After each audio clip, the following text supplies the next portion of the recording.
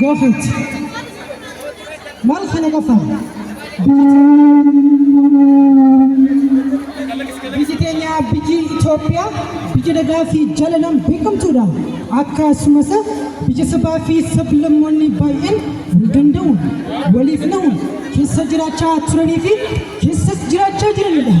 Biyyi keenya biyya dhaadannaan ishee hojiidhaan mul'atu malee biyya kaayyoon ishee dadhabaa fi afaanumaan hojjetanii dubbatanii bira turan miti. Maarree Itoophiyaan biyya badhaatuu kennaa addaa Rabbiin ishee badhaasedha.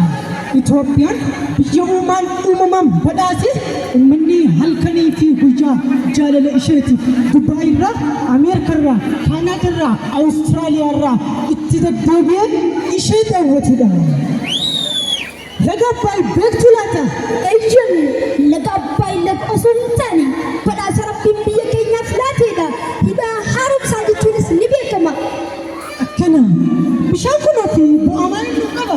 Satti fayyadamuun birmadummaa biyyaa mirkaneessa. Anniisaa beekawaatii guddaa mirkaneessa. Biyyi keenya galii akka argattu taasisa. Jallisiif ooluun biyya kamsoomtuu fi karaa jalaa akka baatu taasisa. Akkas taanaan boondii hin binnaga. Kanaan booda gibsii nu sodaachisuun hin dandeessu. Mee akkas hin jenne qooyi. Haadha manaa kayyoo namni si jalatti ilaalattani. Eenyu abbaa isaatiif jalaa hin bitu. Maalaal dubbiin kunis.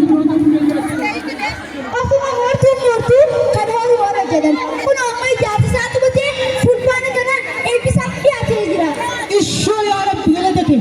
Kanaas finneen eeggani ati hin dhageenye moo mootummaan keenya mootummaan biyya Gibsii sagantaa eebbaa irratti waamicha taasisee jira. ishoo akkas gaa gootummaa keenya mul'isuu qabna. Erga akkas taatee immoo asumaan hawaasni keenya martuu fuulbana dhufu. Lidaa haaromsaa irratti sagantaa abbaa irratti affeeramtanii jirtu. Eeyyan affeeramtanii jirtu. Kan lalaaf dhiiraa kan xiqqaaf guddaa hundi keessan namni abbaan keenya ta'uu saganticha irratti hirmaachuun haan mirkaneessinu. An kan na dhibe laga sana dhaqee bishaan sana keessa gadi hin kumnu laata. Ajaa'iba! Hidhi haaromsaa gamoo wayiitu ijaaramaa jira malee hidha lagaa hin fakkaatu. Manni nu daawwachaa jirtan hundi keessan fuulbana dhufu. Fuulbanuma kana hidhi haaromsaa xumurame mootummaa Gibsii affeeramne gootichi kee Abiy Ahmed achirratti eebbisuuf deemaa ani isin hafu isinis hin hafina. Ishaaraa magariisaanis dorgomaa hin qabnu. Qalama qilleensaa xiqqeessuu keessatti duula ashaaraan magariisaa mootummaan keenyaan kee galmaan ni keenya. Iyyan ashaaraa magariisaa guddinni turizimiif oola. Tola waltummaan ishees qixxee hin qabu miti. Akkasii biyyi keenya magariisaa fi miidhagduu akkasumas hawwatuu ta'uuf itti fufa. Ejjan tola waltummaan ishees qixxee hin qabu miti. Ejjan isa gargaarsa maallaqaa horii alattis dhiiga akka waliif arjoomaa jirru hin dhageenye. Ajaa'iba! Nama ofii dhiiga namaa kanneen lubbuu ofii baasee duutu jira moo? Lakki akkas osoo hin taane dhiiga qabduu irraa haadholii ulfa qabanii fi namoota dhukkubsataniif harka arjoomnu muumichi keenya fakkeenya gaarii nuuf ta'anii jiru. Tole akkas taanaan haadholii ulfa qabanii fi kan dhalan akkasumas namoota dhukkubsatan kamuu sababa hanqina dhiigaatiin lubbuun isaanii darbuun yookaan balaa biraaf saaxilamuun arrirraa ka'ee hin danda'amu. Ejjan dhiiga kennuuf waan du'an isinitti fakkaata. Lakki aniyyuu nan kenna.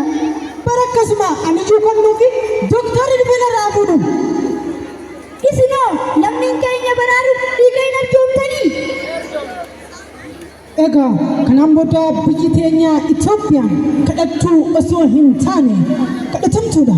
Iyyee tarree biyyoota guddatanii keessatti hiriiraa galteetti akkasumas dorgomaa biyyoota guddatanii ta'uudhaan onnee guutuu fi qaama guutuun hiriiraa galteetti. Biyya keenya waliin haa guddifnu. Baay'ee galatoomaa.